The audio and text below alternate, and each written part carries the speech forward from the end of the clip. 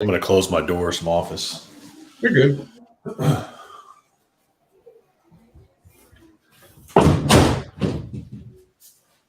Yeah, I saw a Monster Ram. I guess he got back on Instagram. Yeah, he shot me a message. Mike shot me a message last week. We were talking. He's about to do the Turbinator on his truck. Well, I'm not sure what that is. So from Power, I think it's not power driven diesel, but power product diesels or diesel power products. There we go, DPP, diesel power products. They came out with this turbo. I'll send you a video. I'll send you a link once we get off. But they came out with a video a turbo called a Turbinator. It's actually pretty cool. When I was in North Carolina, my boy Jake at Ashby's Diesel, they had a customer that they were putting that on, and they put it on the second gen, and they said that it's a game changer. Actually, I'm gonna find it now and send it to you. Okay. There's not a whole lot of stuff out there, and I've actually considered doing it on my fourth gen, my dually, with the 369. So essentially, what you'll do is you'll swap out the turbine housing and the turbine housing gets swapped out for theirs, but it has the braking feature into it, so you can go from small to big. Yeah, I've seen that. Yeah, I know what you're talking about. But it kind of turns a fixed vane S400, S300 into a VGT. Yep. Kind of with yeah. Okay, sweet. It looks interesting. Yeah. Okay. Man, I don't know. I've been constantly looking at things, whether it's fuel, whether it's a compound setup, whether it's, I don't know, man. I just keep going back and forth and can't leave well enough alone. I'm telling you, bro, get you some fuel. Hey, I feel stupid. I feel ignorant if I don't do anything with the trans before I do anything with fuel. You know, it's because like you got all that power, but you cannot put it to the ground, or you can't enjoy that power if you don't have something to safely put it to the ground. Yeah. I don't know. It's almost like putting a cart before a horse. The way I looked at it, honestly, bro, is if in your mind, if you tell yourself, hey, at some point in time, this transmission is going to fail. Yeah. I told myself that with my third gen. I was like, it's gonna break at some point, whether it's stock, has a built engine or whatever, it's gonna break and it's gonna need a build. It's just a matter of when you are ready to swallow that pill to get it rebuilt. And that's the thing, like, right? You can find a built train. You can find a built 68. I mean, everybody's definition of a built 68 is different. It could be $5,000, or it could be a Randy's transmission, like a stage 3, that could be like $12,000. So, what are you comfortable spending, and what pill are you comfortable swallowing? Because you know how I am, man. If I'm going to do it right, I'm going to do it right the first time. Yeah, and I'm honestly just leaning towards Randy's when the time comes, and just take that card and be like, fuck it, just go. I feel like if you get a Randy's, like a baby maker, I think that's what he calls them. Yeah, he has that's his valve body, and then he has like the different stages of what internals he has. What he builds. Yeah. I mean, if you go with a Randy's, man, like I've never heard anybody say anything about Randy sucks. Like those words have never. Those words or that sentence has never came across my eyes. But at the same time, I mean, I can say almost the same with Rev Max, but I think I've heard mixed. I think I've heard everybody get bashed in one way or another, except for Randy's, like you said. And, just an example, right? I got my air dog today, and somebody commented on my Instagram, like, hey, what do you got?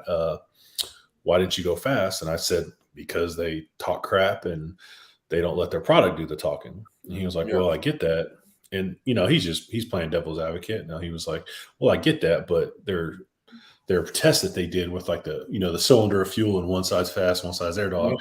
I was like, man, that's their own test. That's not a third party test. In their controlled environment with their own factors. Take it for what it's worth. Exactly. Well, we got some people in the live stream, dog. We got 21 people in here. It was only talking for Oh shoot. Okay. I see the comments now. My bad. Yeah.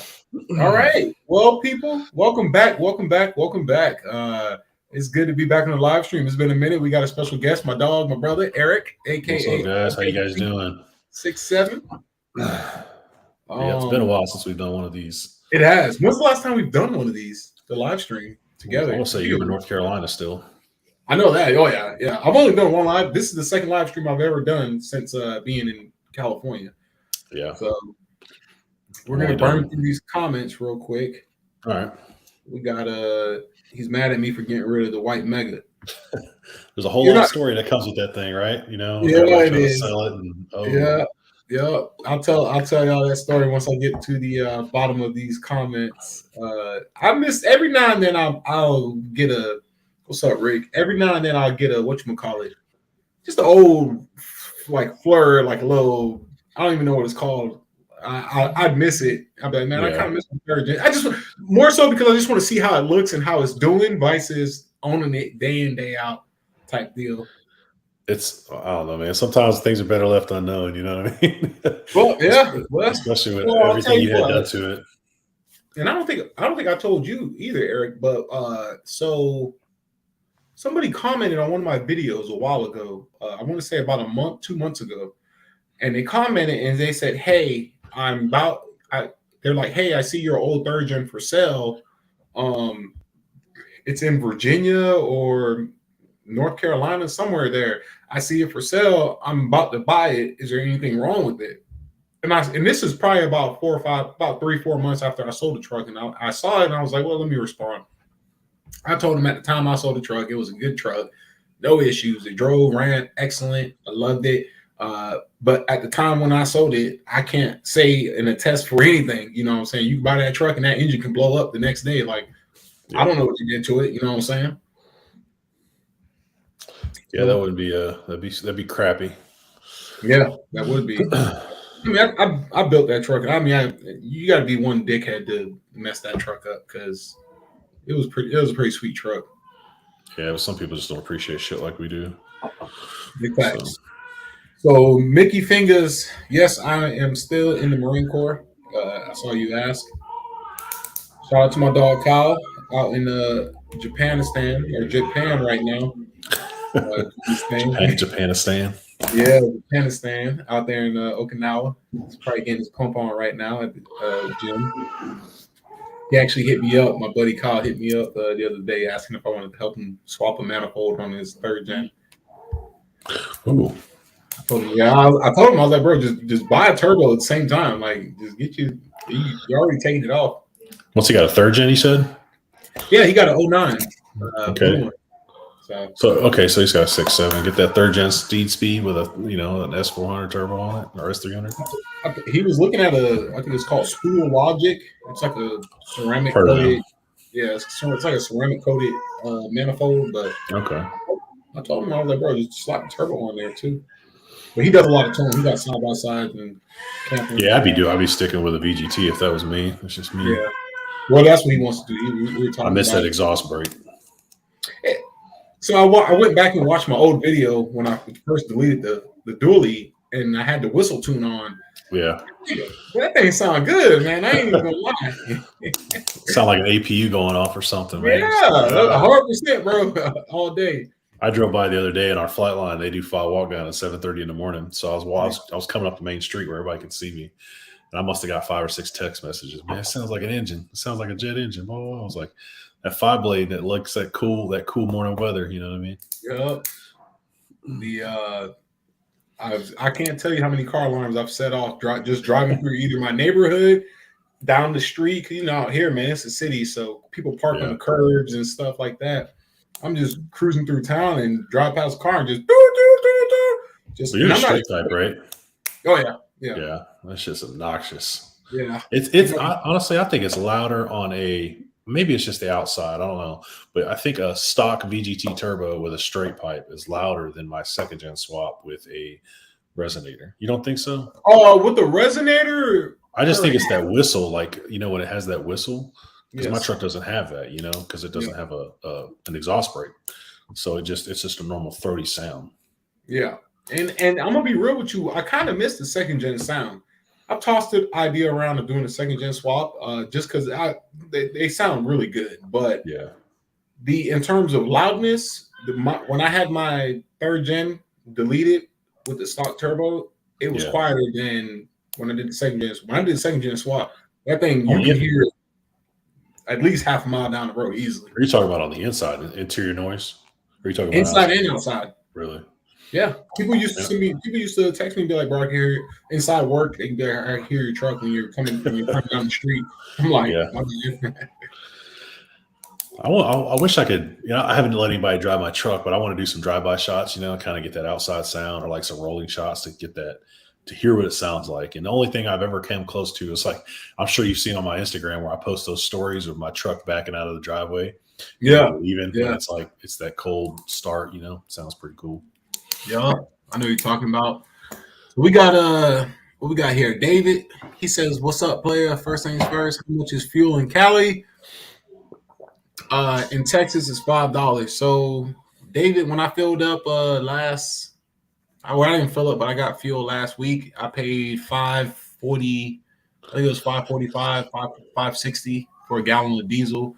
I paid $70 and I only got like 12 gallons of diesel. It didn't even fill the truck up. I stopped at that point. I was like, well, I don't care, whatever. Oof. Yeah. How much is it? How much is it to buy you, Eric? It's about $5. There's a couple places around here that are around. I live kind of in the country now, I guess you could say, quote unquote, but there's some spots out here that's about anywhere from $4.30 to $4.80. But in town, it's about $5, if not higher.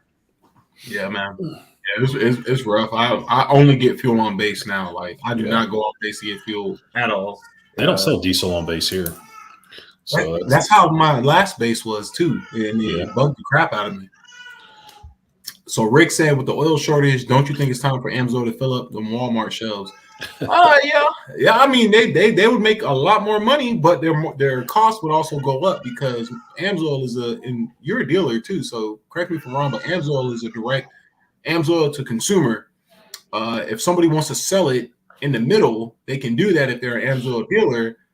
But they have to sell it at the minimum price AMSOIL has it for. If not, they're going to lose money. And with that, if they were to put it on Walmart shelves, you pay $10.99 for a quart of AMSOIL heavy duty diesel oil. On Walmart, you're probably gonna be looking at 15, 16, 17, $17. So, markup. Yep. I just ordered some AMSOIL for a guy today. So did you really? Yeah, I'm a dealer too, but I don't like advertise it too much. So yeah, I mean that's all I run, man. Tony Montana, it's good to see you, bro. I haven't seen you in my video comments. He said, "Where the hell you been hiding, buddy? Good to see you." I've dropped the video a couple days ago. Before that, about a week, 2 weeks ago. I've been around, just been busy working, life. Glad to see you still doing the damn thing. Cali fuel prices can't keep you down. Yeah, that's a fact. Oh my goodness. I like how you guys think. This is my buddy in Japan right now. Yep, talking about that turbo swap. Oh God, people are already chiming in about the dang president. We know it's coming. Yeah, about to be arguments in the thing. Yeah. So both of you, okay, here we go. So both of you installed a RevMax valve body. My question is, neither of you did a relearn on it. Why? I'm interested in doing it myself. So I did. I did. Maybe, I don't know. That film was so long ago, and I was still learning, right? So I don't know if I did it online or not. But when I installed the valve body, I was with a certain tuner, so I had to wait for him to give me a new revision so I could actually upload that into the truck. And then I did do a relearn. I did actually do the relearn after that. I did the 30 miles, multiple stop and go type of stuff, and then drove it and then went from there. But I did do a relearn. It is a night and day difference. Cam can speak to this too. Just if you're getting on it, your shifts are boom. But it's almost like it's seamless. You don't even feel it. It is an amazing valve body, and you don't think just a chunk of metal could do that, but it actually does. So I tell you what, man. Yeah, no, I agree. Robert, Eric did too, but I also did a relearn too. And in the video, I mentioned doing a relearn. When I test drove the truck towards the end, this is why you got to watch the whole video. When I test drove the truck, part of the video I mentioned, it was on, I believe, tune 1. I was like, I don't want to put it in, slamming the pedal because it's still doing a relearn. I reloaded the tune. Now I may have not shown loading the tune on the truck, because when you load a new tune on the truck, it's gonna cause your CBIs to reset and the trans do a relearn. But yeah, I didn't show it on camera. So, but I did do one. But highly recommend it though, if that's what you want to do. Definitely get it taken care of. I bought a 4th Gen 3500 with the ASIN. Any recommendations for tuning? Because I plan on deleting. So if you need tuning, okay, so I'm assuming you're talking about tuning the engine, because you can't tune an ASIN. So if you need tuning, you can email me on the side, everything_diesel. Shoot an email to me. It's the same email down there with the PayPal. Shoot an email to me, and I can get you set up with some tuning if you need tuning. That's not a problem. Also, all my videos, all my recent videos from about 4 months ago, every video in the description has all the links you'll need if you want to run tuning. That is a weird subject right now. Is tuning is all the tuners that are out there are just not talking about it. They're not advertising it. People that have lifetime support just are task saturated where they can't keep up with the demand. Man, it's just, I'm honestly looking at switching tunes right now because the company I'm with, I can't get a revision, and I have a few things I want to install in the near future that I'm going to need tunes. So, well, yeah, man, you hit it on the head, man, because what I'll say too in conjunction is that, so for instance, this company, I'll put them out there because we don't affiliate with them, but Sam Dave Tuning, they put their stuff out everywhere: Instagram, Facebook, YouTube. They had ads everywhere. YouTubers shouting them out and stuff. On Facebook, I know on the Facebook Cummins groups and stuff, people were saying, "Hey, what do you guys think about these guys? Tune in." I've heard some good things about them. Just wanted to get opinions. And recently, probably within the last month and a half, their service just nosedived. The customer service crashed because what happened was they went out there like that, like, "Hey, we're here. If you want some stuff, come to us. We'll take care of you." But these people, first things first, 9 times out of 10, when you go with a tuning company, it's called a company, but really it's probably 1 or 2 dudes in a garage somewhere with a Windows laptop. You know what I'm saying? Like, it's not like calling, customer service at, I don't know, Amazon or something, where they got thousands and hundreds of people lined up to answer your call, or it's like calling the big box brand. These are blue collar dudes that just happen to like doing it, and they're willing to do it for a service. And you get 100 emails a day. It can be overwhelming. Multiple tuning companies or tuners have just went ghost because of that, the demand, and maybe they start getting a little heat on them and such. So that's the world we live in now. I think that's just any tuner is exactly it. They get heat, they go away, they rebrand themselves, and they come back, and it's just a revolving door. I think so too. I do too. I think it is kind of, you want to look at it like it's kind of like the drug, the cartel, or the drug war. You get rid of one, or the mob families or mafias or whatever. You get rid of one dude. Back up. Yeah, exactly. You get rid of Al Qaeda, and what, ISIS comes up or something. I don't know. Yep. Scholar says EFI Live is where it's at. I run it on my 0659. Definitely will be on the EFI Live bandwagon. That is actually a good comment. And the reason why I say that is because I've heard, but I haven't looked into it, and I'm not 100% positive, but I've heard EFI Live is superior to EasyLink because you can actually tune and adjust more parameters or more things than on EasyLink. I don't know if it's true. I heard that. I had EFI Live on my 3rd gen, never had an issue, loved it. It's a little time consuming because you got to load the tune from the computer. And when I say time consuming, it's like 15 minutes. And then you got to go out to your truck, load the patch file, and then after the patch file, load the actual tune. But EFI Live's good. I get down with it. I think EFI is a good platform for 5.9 guys too. Correct me if I'm wrong, Cam. I know people use it on 4 gens and the 6.7 common rails, but I think a lot of people have shifted away from EFI Live unless it's like actual like racing. You know what I mean? Racing files.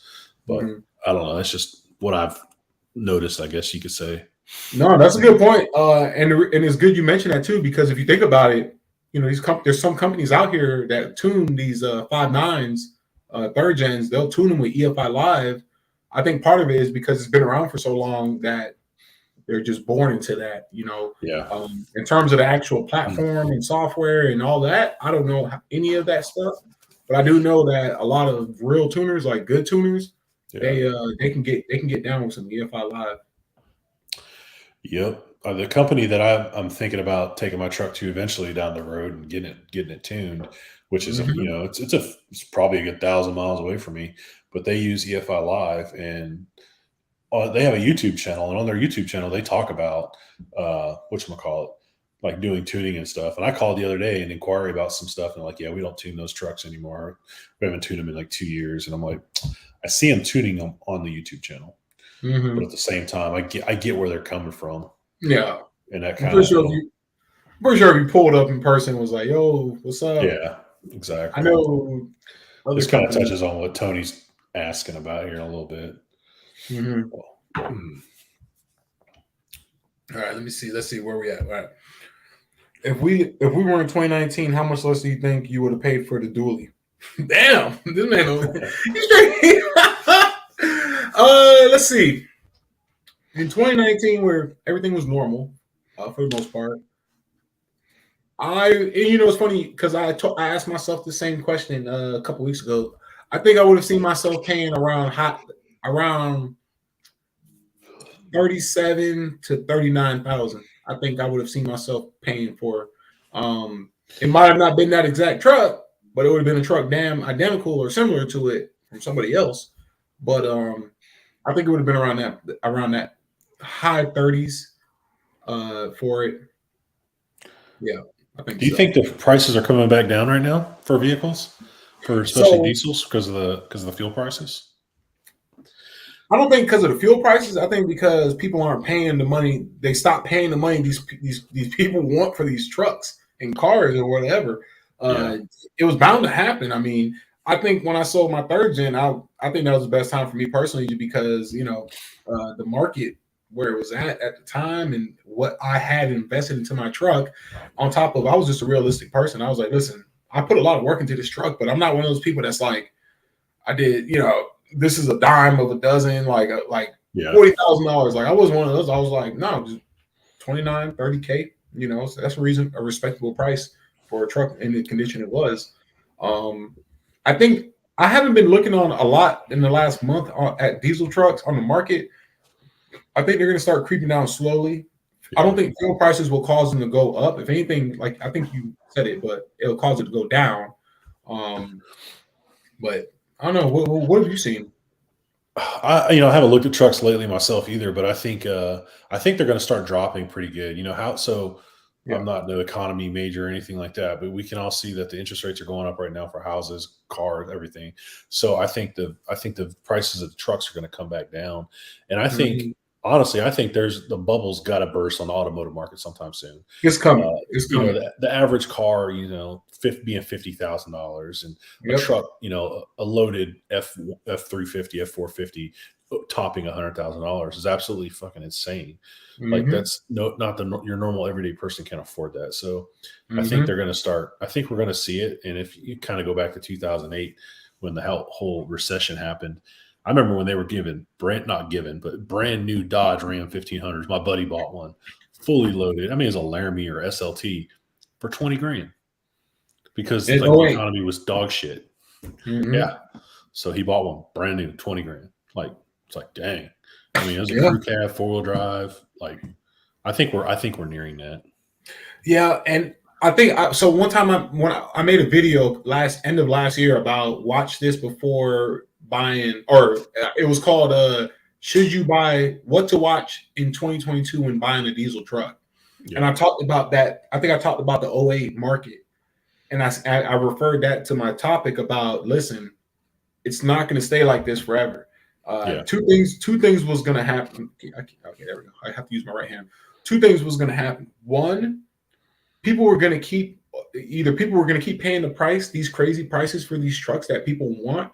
And that's just going to become the new standard, or people are going to stop paying that money, and it's basically the truck market is going to crash. And I think, and also a factor too was the chip shortage. So as they caught back up with the chip shortage, they should be able to sell new vehicles. With that being said, they're going to have a lot of sales and a lot of promos to be able to pump new vehicles into the economy, which means if they're giving good deals on new vehicles, what does that do to your used vehicles? Yeah. Price goes down. So but I think at the same time, and I'll go back to your chip shortage, and I don't want to keep beating a dead horse on this, is, freaking these trucks, they're not on the lots, right? Like my buddy just ordered a TRX, and I almost did the same thing. I even told you about it. You can order a TRX at about 4 to 5% below invoice, which is about $82,000. It sounds stupid, right? But people are literally getting these trucks, putting 3,000 miles on them, and flipping them for $100K. So do you have the patience to wait, or do you want it now? And I think that goes for a lot of these vehicles because they just can't keep up with the demand on the market. Yeah. So, all right. Yeah, no, I 100% agree. We'll see, man. We'll see. Maybe 6 months from now, my truck might be worth half of what I paid for. I paid for it. Yeah, you'd be good.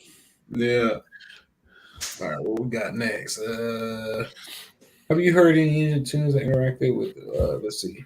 Have you heard any engine tunes that interacted badly with the AC? I have not. In terms of engine tunes, no. Yeah, I haven't either. Hey, what's going on, Mike? What's up, Mike? I understand why people are afraid to talk about tuning. The EPA government is not going to take your truck. That might be a huge fine. What's up? Yeah. I said that they'll give you the huge fine to where you have to sell your truck and pay it. They'll slap you across your head with some environmental agency fees, which aren't pretty. But yeah. And real quick, just to touch on that, people being scared to talk about tuning. It's not being scared to talk about tuning. For me personally, it's a common courtesy. That we have seen in the industry within the last 3 years, multiple companies either get shut down or just stop tuning because of the EPA, because of the government. And when that happens, these people are losing their job. They have to resort to something else.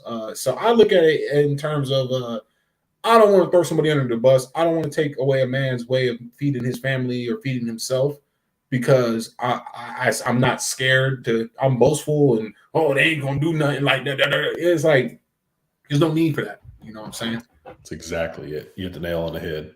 Yeah. My 05 dually 4x4 was $36K new. That was back in 05. Yep. So I had my 06. I used to have a 06. You know this. I used to have a 06 King Ranch F350. But when I bought the truck in 2015, it still had the window sticker. And it was 2006. In 2006, now keep in mind this is back in 2006. So this was a King Ranch F350, fully loaded. The only thing it did not have was a sunroof. That truck brand new was $52,000. That's a lot in 06. Yeah, in 06. Yeah, you know what I'm saying? Yeah. But you fast forward to what, 10, 16, 17, or 15, 16 years later, that F350 King Ranch nowadays is brand new. Is what? 80, 90. Easy. Yep. Minimum. And it was two-wheel drive. I forgot about that too.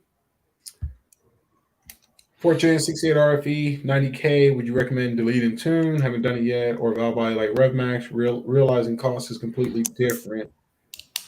Yeah, for both. I'd say yes for both. I would highly encourage you in the RevMax the same time you do the delete and tune. That way you could just do the relearn, the installs all at once, get her done. Good point. That's a really good point. And people will hit me up and ask me this. I won't say it all the time, but I'll say on a normal. No, ask me this. Hey man, I just picked up this RAM in stock, never been deleted. Or hey, I just got this. I'm 90,000 miles. Ready to delete. Should I do it or whatever? If you ever thinking about deleting your truck or tuning it, there's not a question. You just do it. There's nothing. And I will say this. Tuning is coming along even more than what it already has. And there are people out there that can tune these emissions equipped trucks really good. But I'm sorry, you can't compete with a normal deleted diesel truck in terms of how it sounds, how it runs, everything. You know what I'm saying? Me personally. Yeah, this is the first vehicle I've ever had it with tunes on it. Period. It's my second diesel, but I guess you could say this is my actual first truck I've actually done performance mods on. And tuning is it's yeah, you just got to have the right tuning company. And Yeah. it's night and day difference. It's a slug when it's not when it's stock and with the emissions equipped. You do the elite and tune. It almost feels like it doubles the horsepower just by the foot or your butt dyno. Yeah. So I mean, I average on the highway. I average right now about 18, 19 on the highway. Tune 4 or 5. I mean, granted, I'm on stocks, but it's nice. I'm at about 15. So yeah, I was about right before I sold the truck. I was at that 14, 15. Well, you're at 15 on the highway, or yeah, about. I mean, I don't keep it that, and I just use the what the truck says. I don't actually hand calculate the crap. But, okay. Yeah, it's about 4. It says 14.9 to 15. I got you. Thank you, man. So, question here, Cam, what brand bolts do you use on the exhaust in your new truck? Exhaust manifold. Okay, there we go. Why didn't you go with studs again? I have a stock manifold starting to start leaking. Which way would you go? Stainless bolts or stud kits?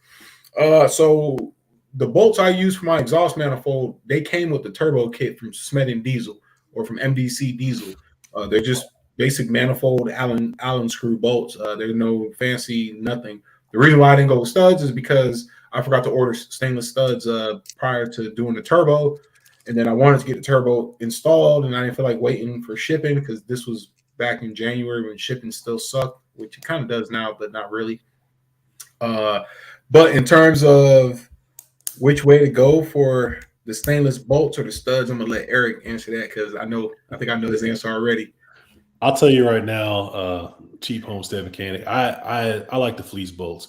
They are an ARP bolt. They are from Fleece, and I'll tell you guys right now, if you guys are looking at Fleece's website, Greg A20 gets you 10% off all year round. So he has a code on his channel, and it'll actually save you 10% all year round. Not a lot of people know about that, so it'll save you a little bit of money on that.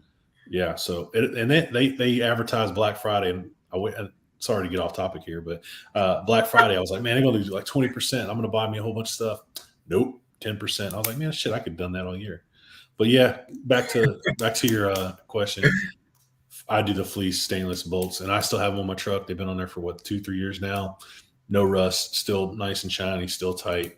They work great. Oh yeah. What brand besides Fleece is good? ARP, Fleece. Yeah. Well, I think I guess Fleece.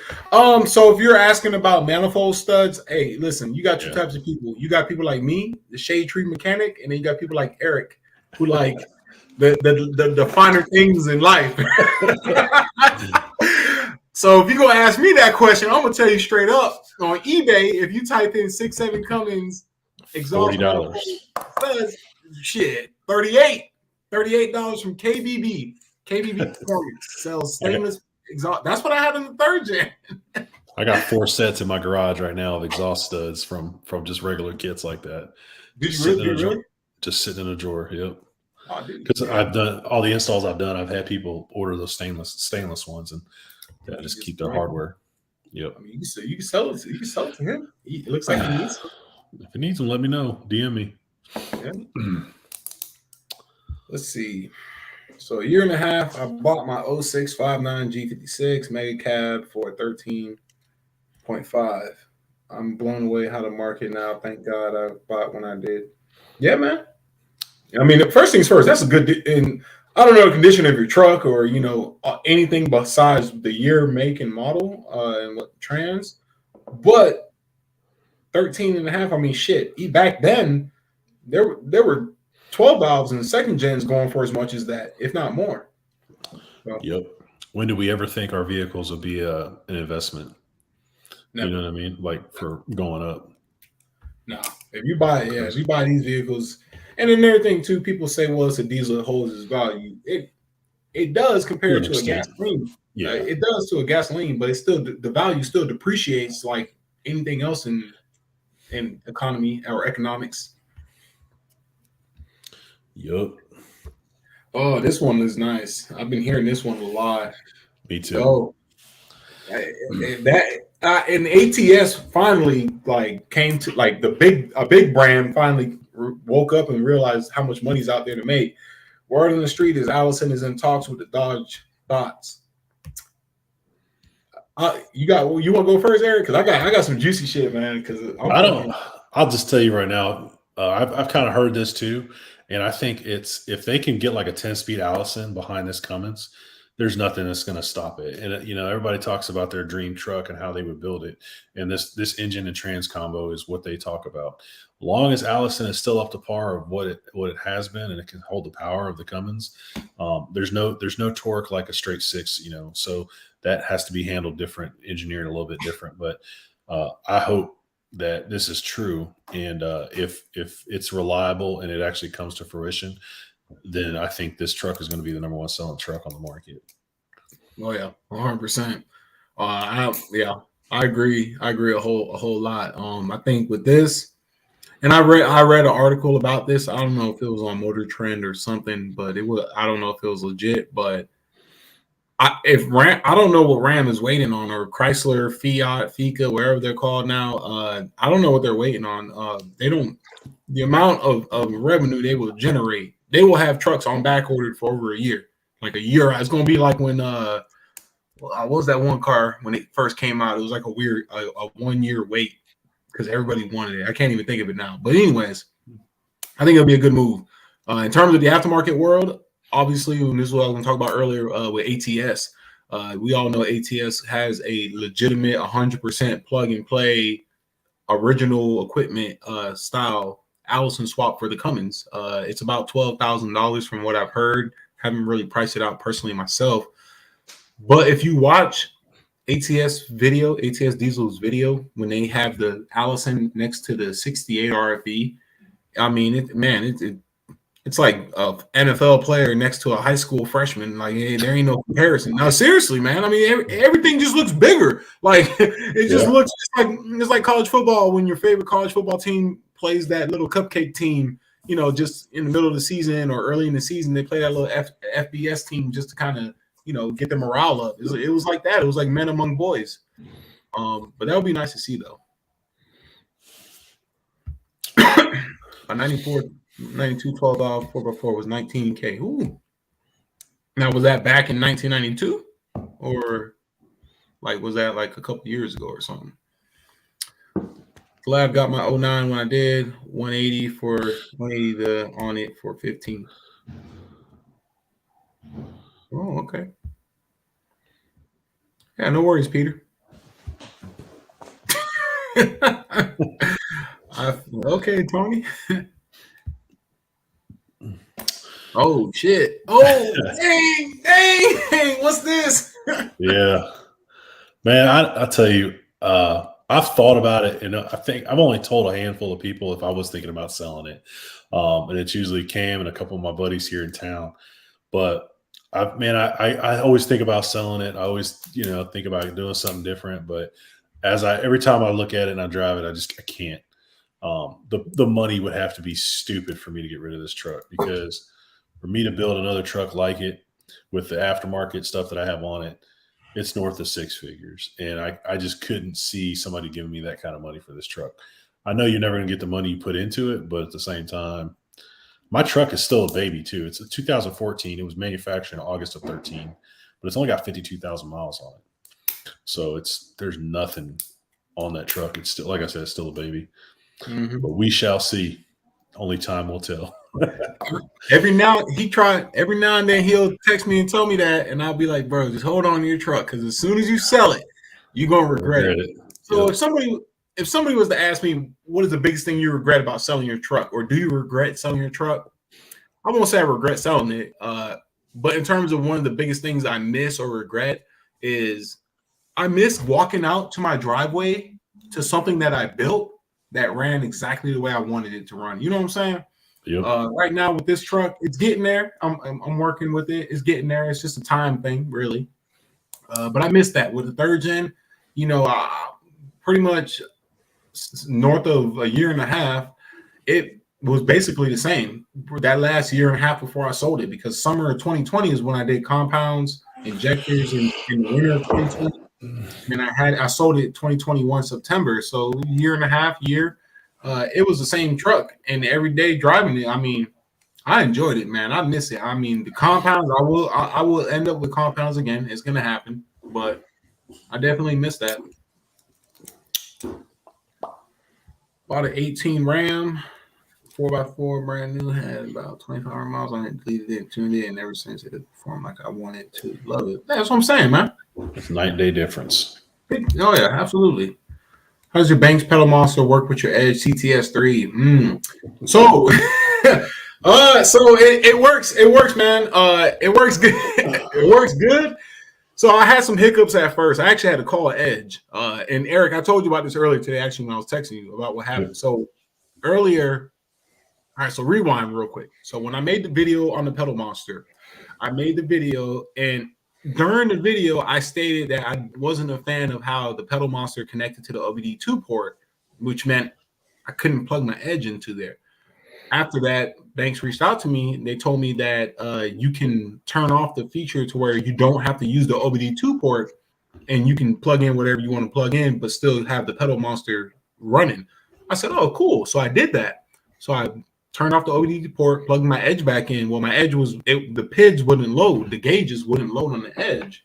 So then I had to call Edge. I called him. I said, hey, man, I don't know what happened, but like, I plugged my Edge. I plugged it back in. The gauges don't want to load. You got anything? And basically, I had to do an update. I did a Wi-Fi update on it, and then I followed the steps he told me to do. And he was telling me, actually, he said, yeah, sometimes it happens to people in 2 weeks, or sometimes it happens to them in 2 months. It's just that they came out with a patch for it.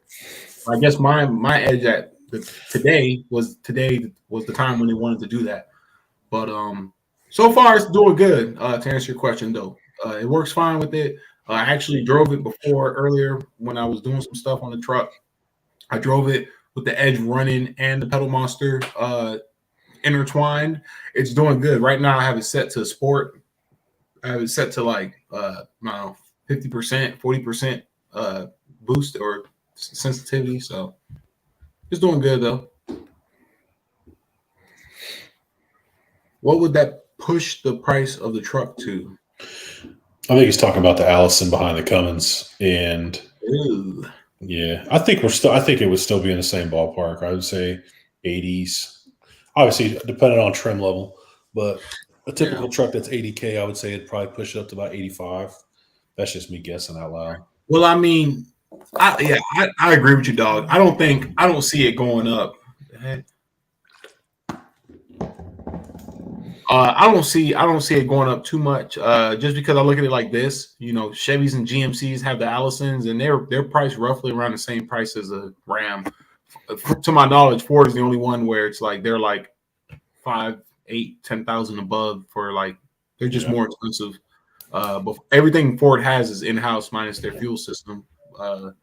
So yeah, I don't see it going up too much. The air is pretty clean. So why are Democrats? Oh my goodness, we ain't getting into politics now. Why did you go with the pedal monster with tunes, Robert? You got some very directive questions. I'm just messing with you. So why did I go with the pedal monster? So the reason why I went with pedal monster is one, so I can bring content to you guys, but two, I was honestly curious. Okay, I've heard and word of mouth. I'm the type of person where I will believe word of mouth and experiences from other people up to a certain point. And up to that certain point is that point when I'm going to look into it myself, so that way I know if it's true or not or valid. With the pedal monster, I wanted to see. I said, okay, well, screw it. Let's see what happens. Well, I did it. I went and got it, and it works. With CCS / Dirty Diesel Custom Tunes, their tunes, they can 100% make tunes where they adjust the throttle sensitivity. They have on my EasyLink, I have tune files with super aggressive throttle if I want to run that. I don't want to run that, obviously, but you can 100% get throttle sensitivity adjusted through custom tuning. You got to keep in mind, I'm a YouTuber too, man. I make content to help people out. With that, I think the more bigger picture in terms of why I went with the pedal monster was one to show people if you have a tuning truck, you can run it. But two is for those people who have, you know, a Mini Max, a Race Me Ultra, a Smarty, just a basic box tuner that doesn't do that. I wanted to show them, hey, your truck's tuned deleted. You got a tuner on it, but you can still run a nice quality throttle booster. So that was the purpose behind it. Cam, so when you put you know what lift on dirty dually, what size tires are you going with? I'm thinking of doing level kit, trying to figure stick. And tires, of course, are changed setup. So I'm looking at doing 26s. I want to do 26s on 37s with a 6-inch lift. I should. We'll find out, but should be nearing in on something. You gonna tell them if you're gonna do a super single or keep it a dually wheel? Nah, they're going to wait. They're going to wait. They're going to wait to find out that part, and they can't get all of this because I mean, there's only 23 people watching this, but people will rewatch it later. Nah, they're going to have to wait to be continued, but it will be 26s, forged 26s on 37s, and then we'll do a nice 6-inch lift with some powder coat suspension, etc. It's gonna be a clean build. It'll be so pretty, you ain't gonna be able to drive it, man. What's up? It's gonna be too pretty, you ain't gonna be able to drive it. Shit, man, that's like it's like when you first put forged wheels on your truck for the first time, and you just that feeling you had where you're just like, I don't even want to move it. I just want to sit down and look at it.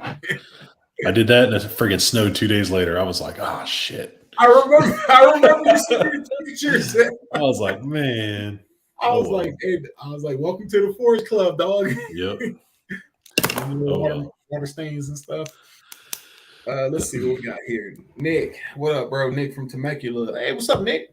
I just want to say thanks. Both of my trucks run great now after the valve adjustment.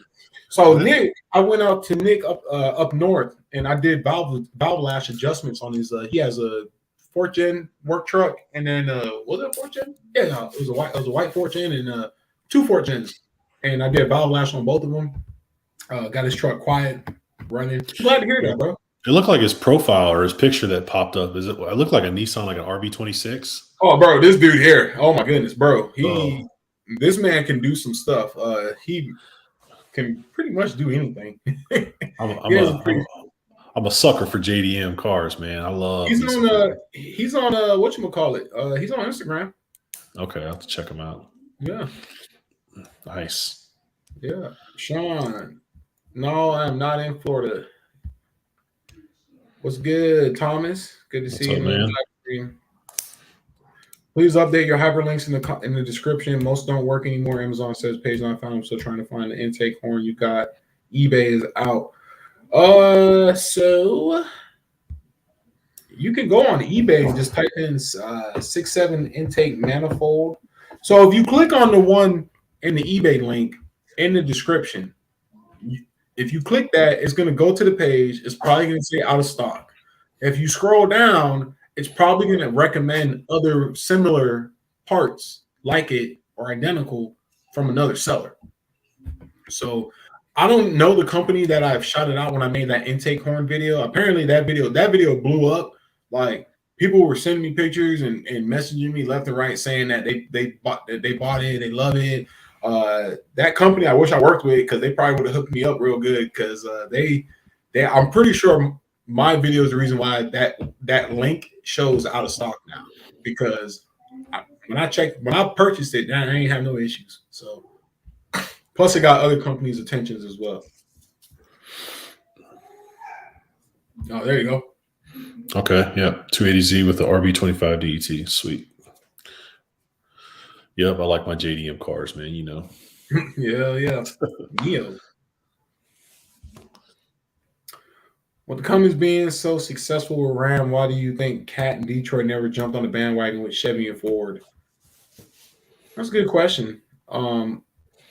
Me personally, I just want to say, if it ain't broke, don't fix it. In terms of so before the Duramax was a thing, Chevy was running. GM was doing what, the 6.5 Detroit, I believe they were running. They had that prior, but in terms of recent modern days, I think I'm sorry, go back to your question. I think Cat and Detroit, I don't think they're no longer in the medium duty size business. I think they know there is a big market and they make a lot of money in the heavy duty, operator equipment categories versus the medium duty pickups. It's a way bigger market, man. These their engines are all over the country on these big rigs and stuff. Not to mention all of the equipment, cats and all that stuff, farm equipment, construction equipment, all that stuff. At least that's my opinion. But have you thought about taking the Impala to your boy that painted the Ram to have it touched up? Oh yeah, I have. I've talked to him about it too. About getting it touched up. It's just I haven't had time for it. It's kind of been on the back burner a little bit. Plus, I'm also waiting probably for like later on in the year to get that done. Damn, somebody always remembers the Impala. Man, I hear those are some of the next vehicles that are going to be those. What do they call them? B bodies, or is that what they're called? Yeah, B body. B body. Yeah, I heard those are going to be like one of the most popular vehicles coming out next. I mean, like OBS Chevys, like square body Chevys, and they're saying the OBS Chevys are going, and they're saying those B bodies are going to be up there, especially Impalas. Those things will be hard to find. Dude, I'm holding on to mine. I mean, I have zero reason to sell it. But I will say when I bought my car, it was probably around that time worth around $6 to $8 grand. Now today it's worth around like 11, 12, 13. If I went back to the Southeast where they're more popular, if I went back to the Southeast, I mean I could probably sell that car for 12 grand all day. And somebody would pay it. They won't think twice. Dang. That's my baby though, so I'm holding on to her. Oh, okay. If you ever would install a board air compressor, what brand would you go with? Onboard air compressor. I don't really have. I would do. Was it the Viair ones? Yeah. I haven't done too much research. Viair, or ARB, they have some onboard air components. But I've thought about doing a train horn setup with an onboard air system for my truck. Yeah. But just having train horns for an accessory. But I don't know. I need a freaking spare tire first. I don't even have one of them right now. I say you're gonna need a big spare tire because ain't no. Man, I've looked on eBay. Not eBay, but I've looked on like Marketplace to try to find a comparable. Either a 375 or a 37 by 1350, a used tire, just in case I ever needed one, like a road trip or something, man. But people are proud of them worn ass tires. I'm like, not paying that. They'll send you slicks. They'll have their slicks posted up saying, "Yep, still got 50%." $1,200. Yeah. Like, I just need one, man. But oh well. Yeah. Not trying to corner you. I have a stock truck, live in California, so just trying to build my truck on my budget. But I appreciate both of your experience and knowledge. Thanks for the content. Oh, you're good, man. I don't want you taking it personal, Robert. I was just joking around, man, when I said about the probing questions. But no, man, he's asking some good questions. I like those thought-provoking questions that he's giving us. Yeah. Keeps us off the normal stuff. That's the purpose of a live stream, Yep. Tomorrow we'll be installing my tunes on the Easy Link from DDC. Out of all tune files, what's the best to start off with? Start at the top. So when you go to the list of all the files they have, obviously you're going to be in a certain folder, like a non-emissions or whatever. Start at the top and look at the numbers, because that's going to mean the most recent ones, the most recent files. And then obviously make sure that file is what you want. You know what I'm saying? If Biden is all about going green, then why are all of our military vehicles straight piped? Above my pay grade. Yep. What's up, gents? Good to see y'all. ARB makes a 100% duty cycle with the twin model, if I'm not mistaken. Strong compressors. What are we talking about? Huh? Is this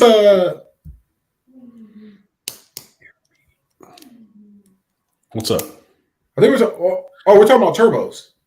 No, he was talking about. Remember the guy was talking about an air compressor, the cheap pump. Oh, your kid's performance. Yeah, okay. he's just replying to it. I'm dumb. I completely had a brain fart on that.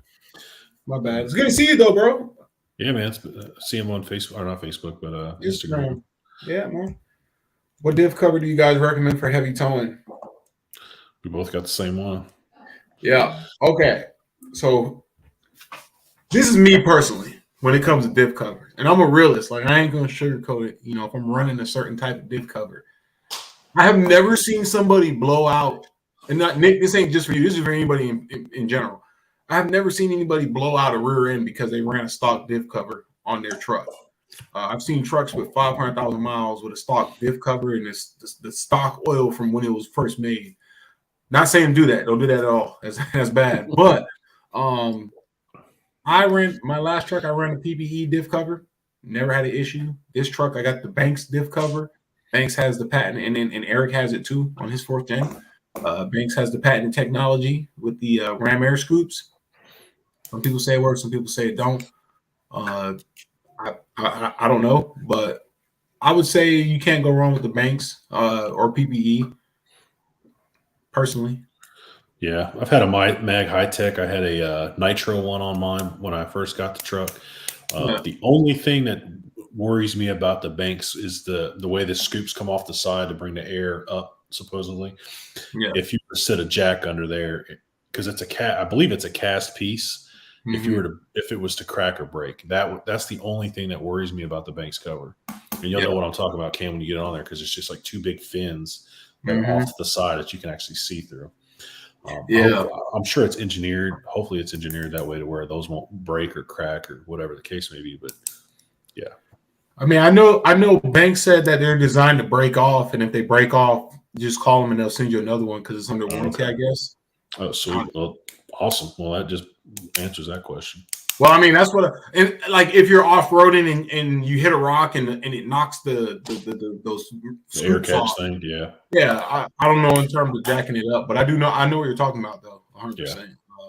But yeah, Banks you can't go wrong with. I mean, Nick, there's a lot of good companies out there that make good diff covers. What I would tell you at the end of the day, personally, whoever you can get the best deal with, as long as it's, and then you got the people that say, oh, flat back versus non-flat back, like whatever you can get a good deal for, man. What matters more is, you're running some good quality fluid in there, AMS oil or high quality axle weight oil or oil for your axle. Yep. All right. I think we're getting to that time now. We're creeping up on an hour, 57 minutes. Go ahead and wrap this thing up now. Appreciate y'all coming out, join the live stream. It was actually a good turnout. We had a lot of good questions and stuff, man. I got to get the ball rolling again on this, man. I'm slacking. Yeah, figured we'd just knock one out tonight since it wasn't much going on for me, at least. Yeah, no, but I would have been watching. I probably would have been texting your ass or watching TV or something.